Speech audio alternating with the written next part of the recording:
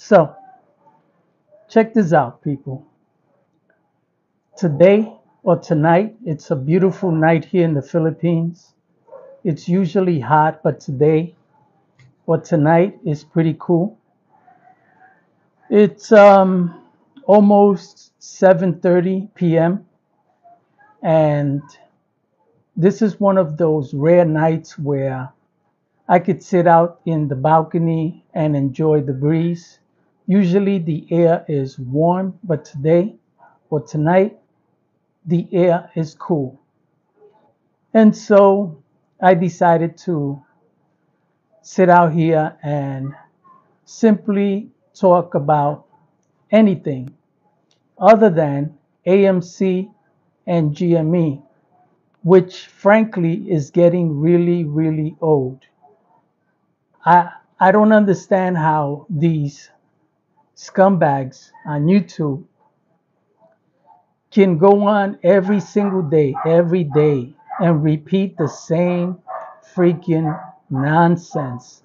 It doesn't make any sense to me how people can actually tune into these people and sit and listen to the same thing that they heard 3.5 years ago, 4 years ago. I mean, all you have to do is go on to Morant's Rant's channel. All you have to do is go on to Lottery Stocks channel. All you got to do is go on to Thomas James, Mikey's Money, and all of these scumbags who keep selling you the same bullshit. And so when I come on YouTube, I try to change it up and I try to talk about different things, right? Now, tonight I'm going to talk about something that happened to me a long time ago when I was a kid, right?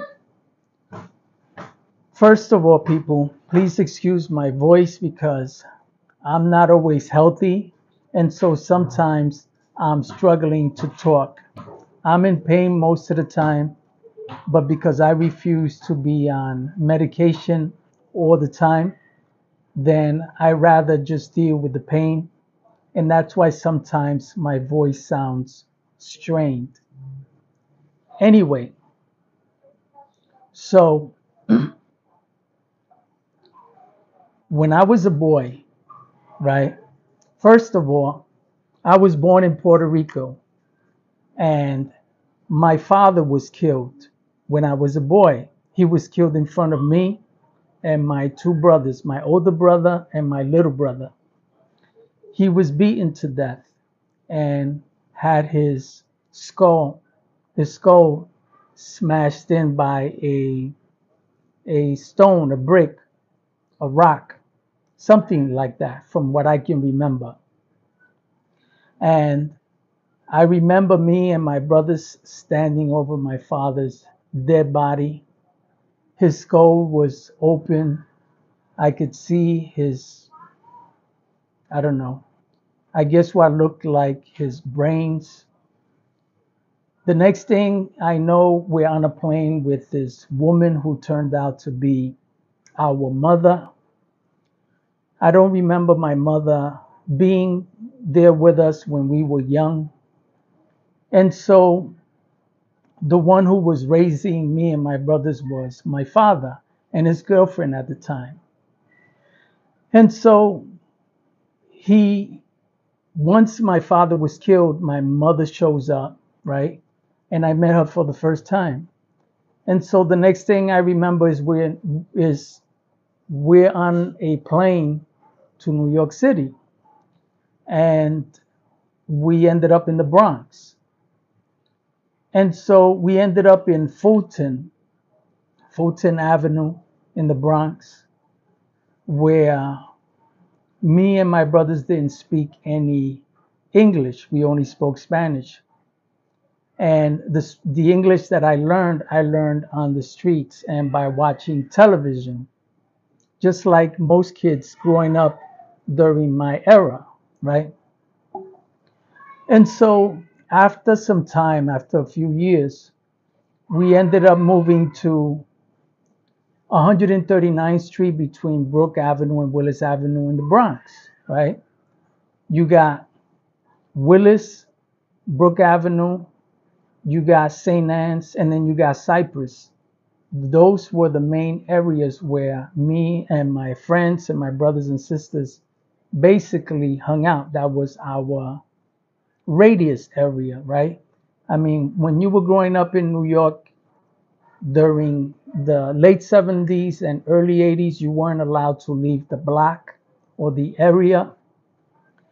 If you did, then you were in danger of getting into a fight, possibly even getting killed. And so we basically stayed within that area. You had Beekman also not too far from Cypress and St. Anne's. And so once my mother moved us to 139th Street between Brook and Willis, we moved into 440. 440, anyone who's from the Bronx and who's from the South Bronx knows that 440, 139th Street is what was one of the best places to grow up in. And so we had a lot of friends. There must have been at least 30 of us, right? As kids, both male and female. And the good thing about when we were growing up, it wasn't like today where we have to be inclusive and all this bullshit. We knew that if a girl knew how to play ball, then we wanted her on our team, right? We wanted her to play with us. It didn't matter that she was a girl, right? So we had this girl named Tata. Tata was Jeje's sister.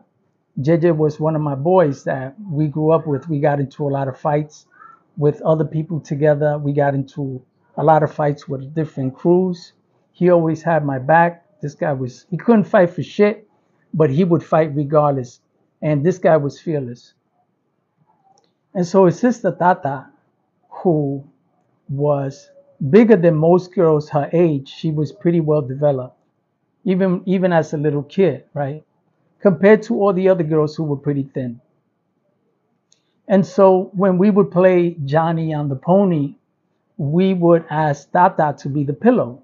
Now, when you're the pillow in the game Johnny and the Pony, the pillow's job is to stand up against the pole, right?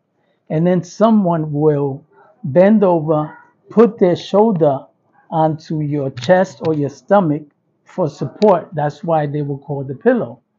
That so that you don't hurt your shoulder or your head up against the light pole, right? Because it's made of steel. You don't want to hurt yourself. So you needed a pillow. And so Tata, because this girl was so rugged and she was so raw and she can play baseball, stickball, and she could run like no one else. And so in the game, Johnny and the Pony, the strategy was to have one group of people, right? One team, they bend, right? One guy would bend up against the pillow. Another guy will get behind them and will put his hands around the other person's waist and put his shoulder up against his butt, and then so on and so on. 5, 6, 7, 8 guys, right? To create a pony, right? That's why it was called Johnny on the Pony. And so the other team would run and they would try to jump as far as they could to get as close to the pillow or the pole as possible. Because if you hung back, you had the possibility of falling, and you didn't want to fall on Johnny on the Pony, right? Because that was the whole object of the game, was to stay on the pony. You had to say Johnny on the Pony, Johnny on the Pony, Johnny on the Pony, 1, 2, 3, 1, 2, 3, 1, 2, 3. And once you counted Johnny on the Pony, 1, 2, 3, 1, 2, 3, 1, 2, 3, that meant that you successfully held on to the pony without touching the floor. And so you were able to do it again. And now each time someone jumped, they would jump and they would use their elbows to drop on the opposing team, because the trick was to get the team who was the pony to let go right, to separate. And once that team separated, then they lost. Most of the games we played were physical and pretty violent, right? And so that's just one of the games we played. We also played Ring Olivia, which was like tag. We played Steal the Bacon, where you put a can in the middle of the sidewalk, right? And then you got like 5 or 10 people on one end. Then you got another 5 or 10 on the other end. The can is in the middle. Each one has a number on this side, and the opposite team has the same numbers as the other team, right? And when the referee would call number one, both number ones would run to the middle and try to take the can before the other person touched them, right? And so you could take the can if you were able to grab the can and throw it to your teammates, and if they would catch the can, then that was an extra 2 or 3 points for what we called a flying can, right? And so we played games like Kill the Cop, where these games were crazy, and the names were just as crazy, where you have one team on one side and then you have another team on the other side, and you try to pull the opposing team onto your side and basically beat the shit out of him if you get him over to your side. And the object of the game was that you had to put your arm out and try to get the other person. You had to put your arm out. If you didn't put your arm out, then you basically, you were a bitch. You shouldn't be playing, right? And so we played games like that, right? And we we did a lot of things. A lot of the things we did was get into wars with other blocks like 138th Street, where they had the Chingalings, and then we had the blacks on 140th Street. And so we were the Puerto Ricans right in the middle between the gangs and between the blacks. So we weren't allowed to go to 138th Street, and we weren't allowed to go to 140th Street unless we wanted to get our asses kicked, right? And so you had PS40, the public school directly across the street from 440, right? Which was the building that we were all growing up in, me and my friends, my brothers and sisters. And then on Willis Avenue, you had PS49, which was not too far away, a few yards away, half a block away. And so for some reason, that's the school my mother put us in. She put us into PS49, not PS40.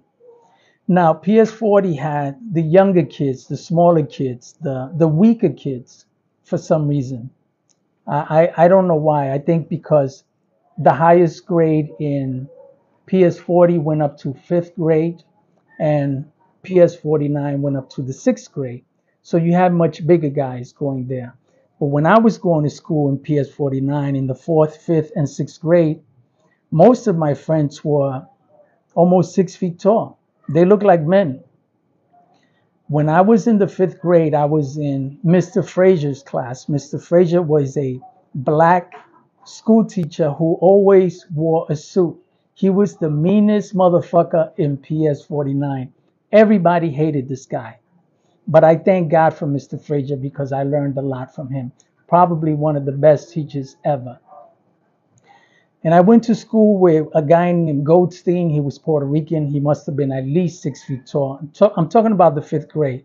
Isaac, a black guy who was big. He looked like a bear, big fat guy.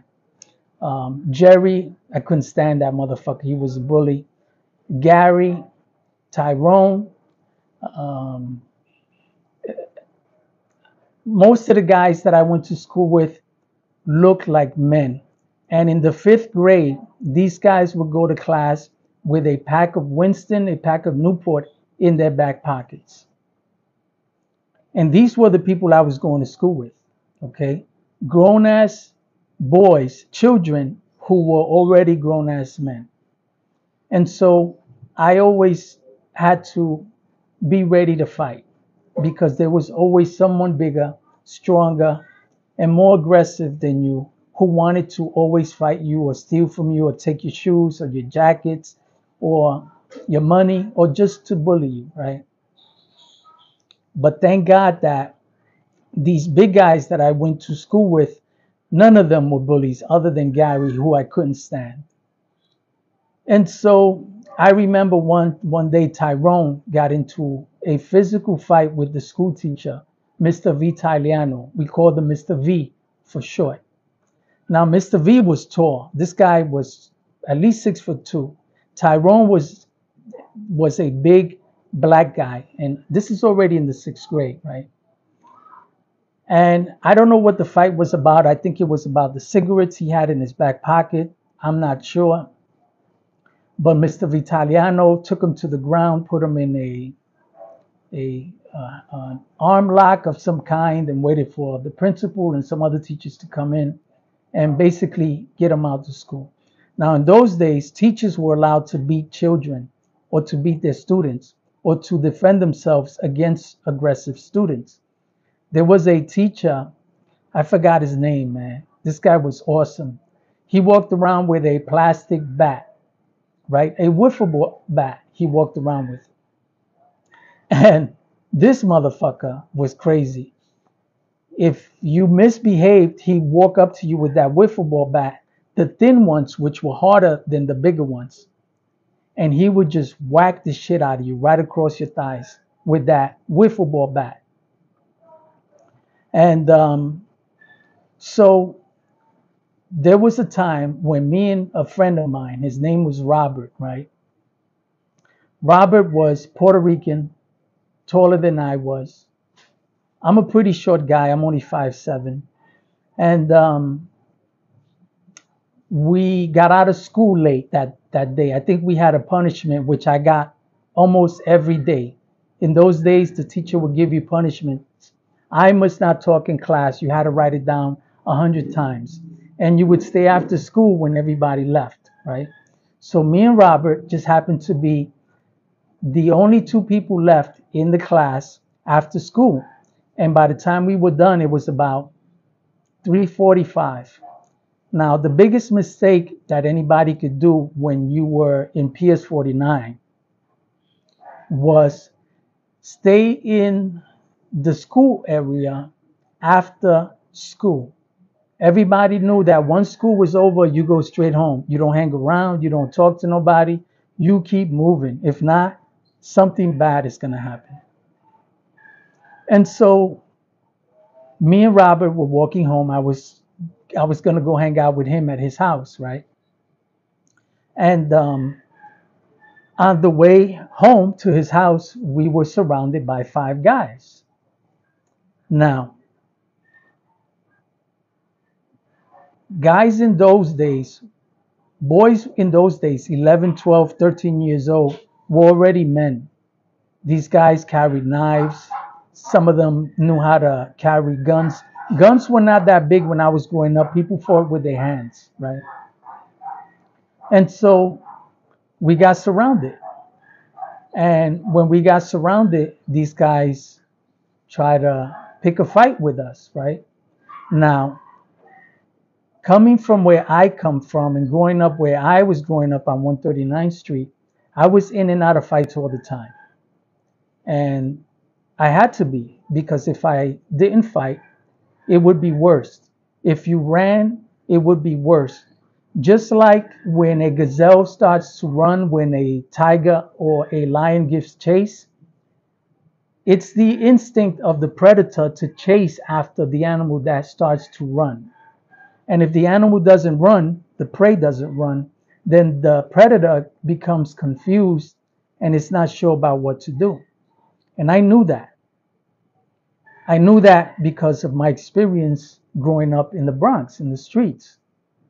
And so I never ran from a fight. I never ran from anybody because that will give them the instinct to give chase. And there's nothing worse than running 4 or 5 blocks just to get to your block before a mob of 5 to 10 guys catch up to you and then beat the shit out of you because you made them run. And so I would never run. And that day, when we got out of school late and were surrounded right outside the school, and these guys, they wanted to fight, and I was like, as always, I'm gonna fight. I'm not gonna let nobody punk me out. And one of them said, "Get on your knees," to both of us, to me and my boy. He said, "Get on your knees." And I said, "Nah, man, I'm not gonna do that. I'm not doing that. I'm not gonna get on my knees, bro. I'm gonna fight." And I got into my stance and I was like, I'm gonna fight. And one thing I've learned growing up is that when you face someone who's trying to bully you, they usually back down. The predator only goes after the weakest of the herd. They don't go after the bigger one, the aggressive one, the one who's ready to fight. They go after the weak one because they want to get that meal quick and fast before another predator comes along and takes it, or before they themselves become injured. And so I was like, nah, man, I'm not getting on my knees. I'm going to fight. I'm going to fight. Now, my friend Robert, he was scared. And that's a big mistake, because it's okay to be scared, because I was scared. But better to fight scared than to give in scared, because then it's going to be worse. The beating is going to be worse. I know that for a fact from my experiences in the streets, right? So Robert got on his knees. And because I didn't get on my knees and I squared up and said, nah, man, I'm going to fight, the guy said, nah, leave him alone, bro. He's cool. He's cool. Leave him alone. And they all pulled down their pants. They pulled out their dicks and they dick slapped Robert right outside the school, right in the schoolyard. These 11, 12, 13-year-old kids dick slapped another kid. Dick slapped him. Now, the humiliation that this guy must have felt, knowing that I was standing there watching this, because if he'd have done what I did and said, nah, man, I'm going to fight, he would have gotten home without a face full of dick. That's exactly how he would have gotten home, with his head up, proud and strong. Instead, he went home with a face full of dick. Till this day, I know he thinks about that day, because I do. I'll never forget it. Never. And so the place where I come from and the time where I come from was a time when a boy had to become a man really quick. Really quick. And you had to be prepared to not just fight for yourself, but you had to be prepared to fight for your friends, your family, your girlfriends, or whoever it was you were with, especially for yourself. Because if not, you would not be able to survive the South Bronx back in the day when I was growing up. You wouldn't be able to. I remember there was this white girl. I forgot her name. She lived on 138th Street between Brook Avenue and St. Anne's. The only white family in all of the South Bronx at the time that I know, because there were no white people living in the South Bronx when I was growing up. That was the only family. And like everybody there, they were poor and they were ghetto. So they fit in just right, just fine. Just so happens that one day the young girl was raped. Unfortunately, she was raped. And the police, obviously, in those days, they never found anybody. But better that the police find you than the street justice finds you. And so one day I was at the carnivals, right? Back in those days, they had those street carnivals where they would come and for a week they would set up in the junkyards, right in the middle of abandoned buildings where all the concrete, where all of the bricks and all of the glass and all of the shit was just laid out wood. It was a mess. And they would set up their carnivals right out there, right? And it just so happens that for some reason the guy who supposedly raped this young girl was there, right? And so the word got out that that was the guy who supposedly raped this kid. And so the people came at him. When I say the people, I mean the whole 138th Street, 140, Brook Avenue, Willis Avenue, Cypress, every fucking body, because in those days, people protected each other. Okay? All of 139th Street protected each other. And a New York block is not like a block anywhere else. A New York block is long as fuck. Okay? It's almost as long as a football field, right? So just imagine a whole New York block, 2 or 3 blocks, St. Anne's, Brook Avenue, Cypress, Willis, coming after one guy. The word got out that that was him. And people began to beat this guy so bad. He looked like a rag doll. By the time they were done with him, he didn't look human. He didn't look human because he was covered in blood. And they were dragging him through the rocks, the mud, the glass, the bricks that were on where the carnival was set up. And people were grabbing bricks and stones and bottles, and they stoned this guy. They stoned him so bad, and they threw him down this embankment, and the dirt and the mud and the garbage mixed in with his blood that when he got up, he looked like a zombie. He didn't look human. He didn't look human, covered in blood, in dirt, in glass. They were stoning this guy. They were throwing bottles, bricks at him. It was one of the saddest things I had ever seen in my life. One of the saddest. Because I've seen some other bad things as a kid growing up in the Bronx. But that was one of the saddest things that I saw. And so I have plenty of stories like this to tell. Growing up in the Bronx was an adventure. Growing up in the Bronx was fun, was exciting. Every now and then we have a gathering, a get together.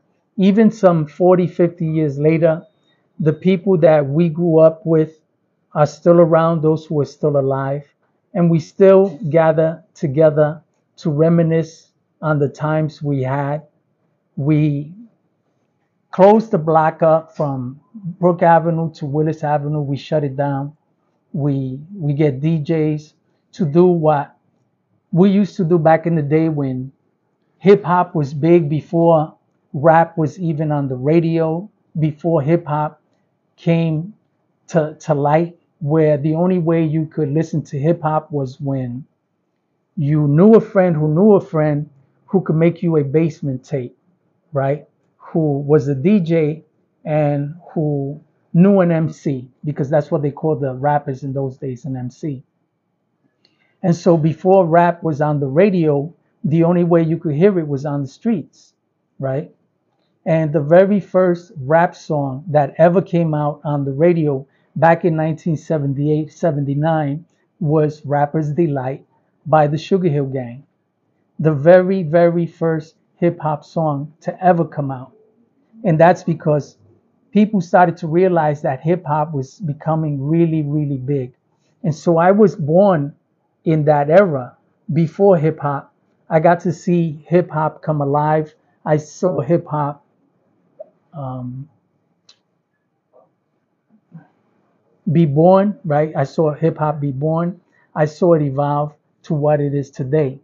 And unfortunately, it's gone downhill because when I was growing up, hip hop was about love, it was about dance, it was about music, it was about the girls, it was about dressing fly, it was about being down by law, it was about things that mattered, right? And now it's just ridiculous. And in those days, if you had beef with the crew, you could dance it out. You could have a dance off. And the crew who lost was humiliated. Trust me, in those days, you would see people who were about to fight break out into a dance, into a b-boy dance. The moonwalk before Michael Jackson, the moonwalk was already in the streets of the Bronx. Michael Jackson was just smart enough to take it and make it his and put it on national TV for those who had never seen it before. But the moonwalk was already there long before Michael Jackson had ever known about it. And so that's the time and age when I grew up, when men were men, when boys were men, when women were women, and when you had to grow up fast. You had to know how to do whatever it took to support your family or to help your family out. Because I was a man already by the age of 12. At 11, I had already smoked weed, done cocaine. I did mescaline. The only thing I didn't do was heroin because there were certain rules that we had, and that was no hard drugs. And though mescaline was a hard drug at the time, I was a little naive and I didn't know much. But I had done opium. I mean, it was just that easy for anybody, even an 11-year-old, to go into a a candy store and buy cocaine. We had this place on 137th Street, right? Those 137th Street was one of those places that people rarely went because there weren't too many kids there, at least none that I knew, right? But they had the Jamaicans, and the Jamaicans. Let me wait for this motorcycle. So the Jamaicans, they would sell weed, right? They would sell weed, and the way they would sell it was like this: you walk into the tenement building, right? You walk in, you walk straight down because it was the very first floor, and it was the door straight across the hall, right? And so you would knock on the door lightly, and someone would push the keyhole out. The keyhole would come out. You would put your $3 in because back in those days you could buy a tray bag. Tray bags were $3 bags, right? That came in a yellow or brown paper bag, a small brown paper bag in those days. And weed was filled with seeds back in those days, not like today, where it's seedless. And the keyhole would come out. You would put your $3 into the keyhole. The guy would grab the $3, pull the string. The keyhole would go right back into the hole. And then a minute later, the keyhole would pop out and your bag of weed would be right in there. And you just grab it.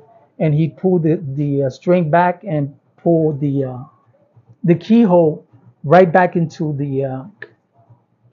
its place.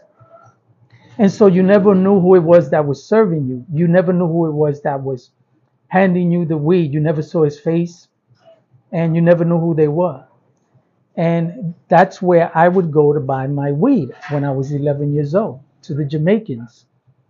And then there was also a place on 138th Street in St. Anne's where it was a red door. We called it the red door. So depending on who had the good weed that day, people would ask, hey, you know who got good weed? We would either say, oh, the Jamaicans got good weed. Or go to Red Door. Red Door got some good weed, right? And you would go to the Red Door and it was the same thing. You go to the Red Door and it was the same system. You knock, there was a hole, the The key lock will come out. You put your money. They put the weed in. You take it. Boom. You didn't see the person. You didn't know who it was that was serving you. That protected them, and it also protected you. And if the police, for some reason, would show up, I'm sure they had an escape route. And most of the time, the police in those days didn't bother people who smoked weed. Even though it was illegal, everybody did it, and it was hard for the police to keep up. So this is just one of the many stories that I have to tell about growing up in the Bronx as a kid. Now I'm a grown man in my late 50s, almost about to hit 60. I'm living in the Philippines now. My life is completely different, thank God. Um, I dropped out of school in the 6th grade. I had to. It was either that or go hungry. I was tired of being hungry. I was tired of being cold. I was tired of not having anything cold for the winter, socks, gloves, you name it. We grew up without it. And so I dropped out of school after the 6th grade. I went to work. I started working at 13. By the time I was 17, I was making more money than most people who went to college. Thankfully, in those days, we had the opportunity to do that. Today, young kids don't have the head start that I once had. And that head start allowed me to put into the system at a young age and help me retire at a young age. Unlike today, most kids get a late head start in life, and so they don't start holding a real job until they're in their mid 20s, unfortunately. And I think that's a bad thing. I don't see anything wrong with a 13-year-old holding a part time job throughout the summer. School's out, summer jobs are out or open and available for teenagers 13 and up. That's what they used to do for us when I was a boy growing up in the Bronx. They had summer youth employment programs where once you hit 13, you can apply for certain government jobs and they would hire you regardless of where you were from. And that gave you and taught you the responsibilities, how to make money legally, how to travel, take the bus, take the train, and to be responsible at a young age. And a lot of kids don't know how to handle money these days. They don't know how to handle a credit card. They don't learn these things in school. And so they're pretty much behind when it comes to finances. And so I appreciate you guys watching. And for those who stayed onto this long or this far into my story, I appreciate you. Thanks for watching. And if you can, please subscribe. I hate saying that, but you know, I don't have anything else to do. I have so much free time in my hands that if I don't do something while I'm here in the Philippines, I think I'm going to go crazy. So making videos, making short videos, sending people my stories and having something to talk about, to share with others, kind of helps me pass the time away, right? So, I have to edit, I have to do certain things, and then I have to post it, and so on and so on. It takes some time. And so I appreciate you guys watching, and just come back again, and I'll have some more stories to tell. Bronx Tales. If you check out my other channel, Bronx to the Philippines, and you become a member for only $1.99 a month, I have stories there that are only available for members because they're too graphic, they're too aggressive, and I don't think YouTube will be happy about those stories that I'm telling on that channel. And so they're only for members. And if you want to watch it, one of them is called 139th Street versus Zulu Nation. And the other one is, what's the other one? The other one is when a friend of mine named David was shot, and the guy who shot him was beaten half to death by my friends on the block right after he shot my friend David. And so that's another story that I talk about in my Bronx Tales. So again, people, thanks for your patience and thanks for watching.